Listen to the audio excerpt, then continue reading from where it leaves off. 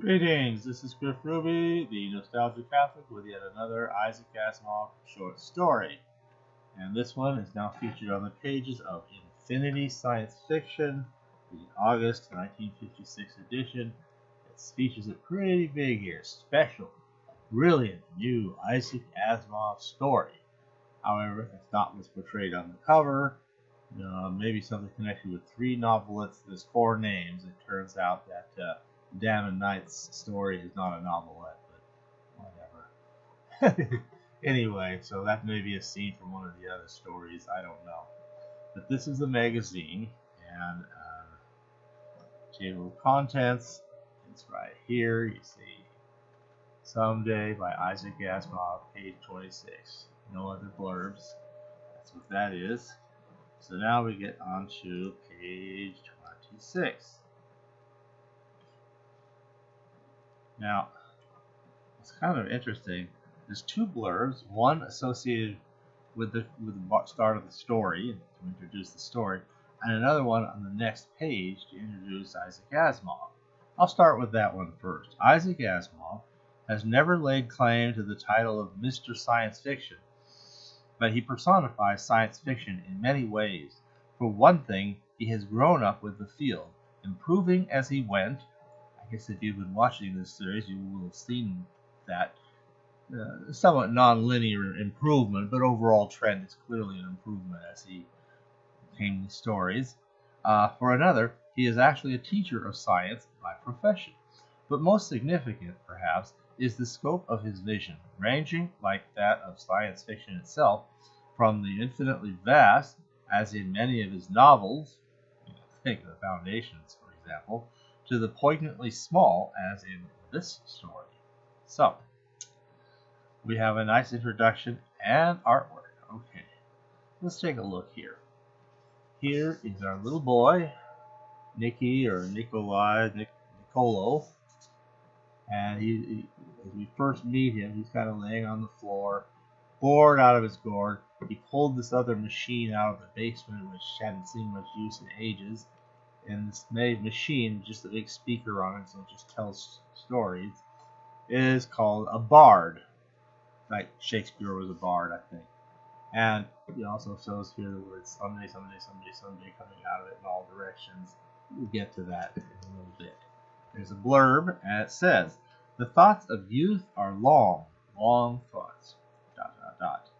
But those of a frustrated machine are longer, ... and deadlier." Illustrated by Orman. Now, this is kind of unusual. I mean, we are looking at basically a robotic type machine that by the time we're done, we're left wondering, do the three laws even apply to this thing? Okay, the bard tells stories. Apparently, it's programmed with all these bits and pieces of things, horses and princesses and woodcutters and what have you to make up a story, and kings who, every time their brow furrows, the heavens, storm, lightning. Every time the king gets angry, the whole weather, responds to his moves, So, and all these, legendary fantasy stories. And he got this thing out to let it tell some stories, and he's kind of thinking, this is kind of dumb, boy. I am bored out of my gourd if I can be watching this thing, or listening to this thing, I should say. And then his friend Paul comes over. Now, he and Paul are friends, but Paul is clearly the more dominant one. He's a little older, a little wiser, maybe small in frame, apparently, but older, wiser, a lot more intelligent. Nicolo is just your normal little boy who just, goes to school. It is an interesting glimpse of school in this futuristic era, by the way. Let's see if I can find it here. It's a fascinating description of school.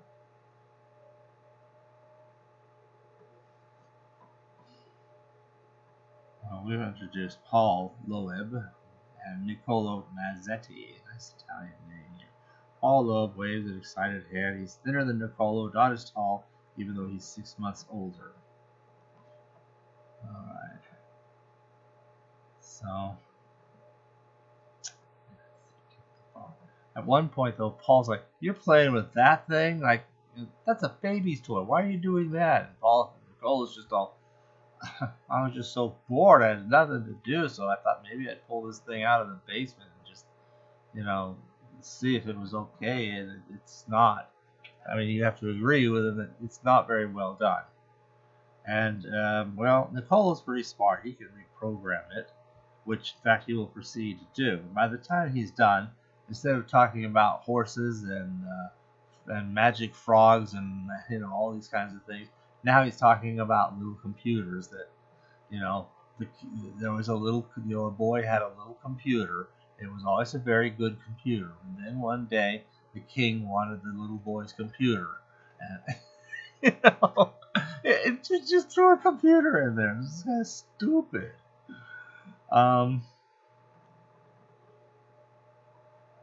This is the one. Not that Nicolo himself was doing badly at school.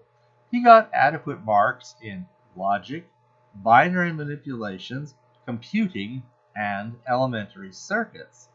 All the usual grammar school subjects. But that was it. Just the usual subjects. And he would grow up to be a control board guard like everybody else. But Paul, and this is what's kind of neat, Paul, however, knew mysterious things about what he called electronics and theoretical mathematics and programming, especially programming. Nicolo didn't even try to understand when Paul bubbled over it. So, anyway, Nicolo was kind of embarrassed to be found by his friend listening to this rather childish device. And Paul's like, "Well, I can reprogram this." So he throws in he does computers. By the way, in the text, there's only one minuscule fix that needed to be made. In the original magazine,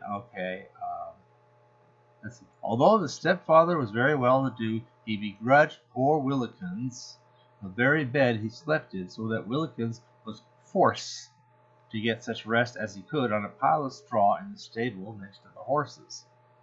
And they fixed that typo in the book. So begrudged poor Wilkins the very bed he slept in, so that Wilkins was forced to get such rest as he could on a pile of straw in the stable next to the horses.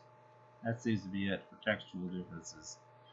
So, anyway, because he's kind of ashamed of being with this kind of, babyish toy, he's kind of kicking it around, feeling like, yeah, this is stupid, and so forth. And even even his friend Paul, when he reprograms it, it just doesn't have much strength to do anything.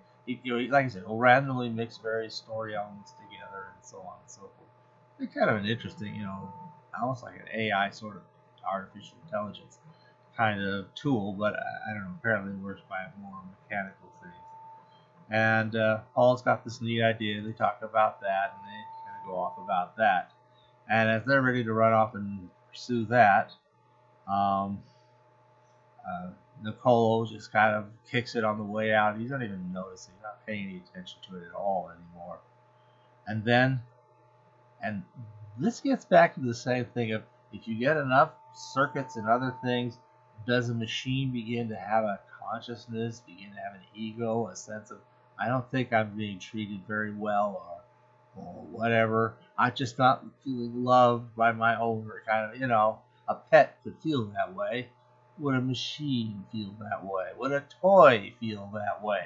I mean, we got whole things like Toy Story, or the movie Toy Story, are based on the premise that a toy might, have feelings, might have a whole life in existence as a being more or less commensurate with what sort of thing it is, be it Sheriff Woody, or Buzz Lightyear, or a dog with a giant slinky in his middle, or whatever else he is, or any of the bizarre contraptions that neighbor kid Sid might build out of bits and pieces of toys. Anyway, so he kind of abuses this poor little computer, and so let's see here. And the little computer knew. Oh, I know. All right. Then the bard said at the end here, once upon a time there was a little computer named the bard who lived all alone with cruel step people. The cruel step people continually made fun of the little computer and sneered at him, telling him he was good for nothing and that he was a useless object. They struck him and kept him in lonely rooms for months at a time. Yet, through it all, the little computer learned that in the world there existed a great many computers of all sorts, great numbers of them. Some were bards like himself, but some ran factories, some ran farms, some organized population, and some analyzed all kinds of data. Many were very powerful and very wise, and much more powerful and wise than the step people who were so cruel to the little computer. And the little computer knew then that computers would always grow wiser and more powerful until someday. But a valve must have finally stuck in the bard's aging and corroding vitals, because as it waited alone in the darkening room through the evening, it could only whisper over and over again, someday, someday. Like, what are they going to do? What are these computers going to do after they've been horribly neglected? What revenge are they planning? So it's kind of got that. Now, I have to categorize this very, very tangentially as Multivac, because Paul, he is so bright and knowledgeable with his knowledge of electronics and programming and things like that, that he sounds like, even at his young age, whatever it is, they didn't give their ages, but you get the idea, they're probably maybe preteen boys, maybe 8 to 12 years old between the two of them. You kind of get the idea he's on track to being really something great with computers, maybe even grow up to be one of the programmers of the Multivac. So it's out there. The Multivac is out there.